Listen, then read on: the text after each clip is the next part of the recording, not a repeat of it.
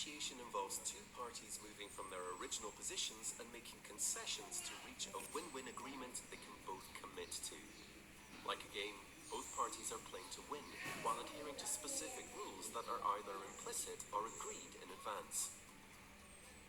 Negotiations take place in 6 phases: preparation and planning, opening, exploring, testing, bargaining, and closing. The difference between a good deal and a bad one comes down to the effectiveness of the preparation and planning phase. Having a plan, even if you don't stick to it, will boost your confidence ahead of a negotiation. Collect information on both your own and the other party's position to analyze for strengths and weaknesses. Keep objectives realistic. Consider what concessions you're willing to make after working out your ideal position and the limits of your negotiation area.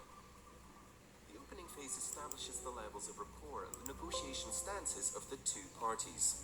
A warm rapport and a tough stance are recommended as they ensure things are friendly while showing that you mean business. A negotiation begins when one party makes a proposal.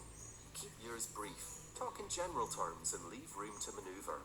Where possible, try to get the other party to make their proposal first.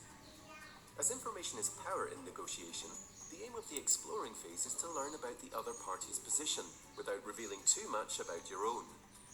You can achieve this by using a variety of questioning techniques, including open questions to widen the discussion and leading questions in an attempt to reach an agreement or win a concession. Your aim is to get concessions that are important to you while giving away those that are less important. It's still considered a win-win situation if the other party is happy with what they get.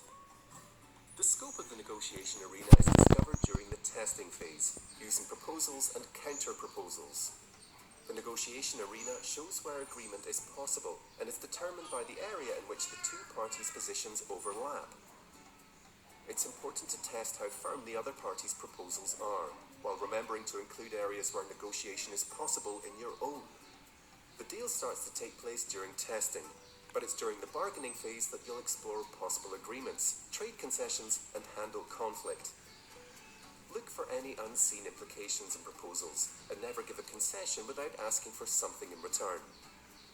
Some parties may resort to threats, although they should be avoided as they can damage long-term relationships and make future negotiations difficult. If threats are made, you should keep your cool, use your head, and never respond aggressively. What about closing the deal? There are several techniques you could use to close the negotiation, including the incremental close, a step-by-step process, and the assumptive close, the presentation of a packaged proposal as your final offer. When a finalized agreement has been reached, it should be written up as soon as possible, preferably with both parties present to avoid confusion. Once signed, this is the agreement you're stuck with, and no further negotiations should take place. It's important that you don't get emotionally involved in a negotiation, as it can weaken your position, particularly if you lose your temper.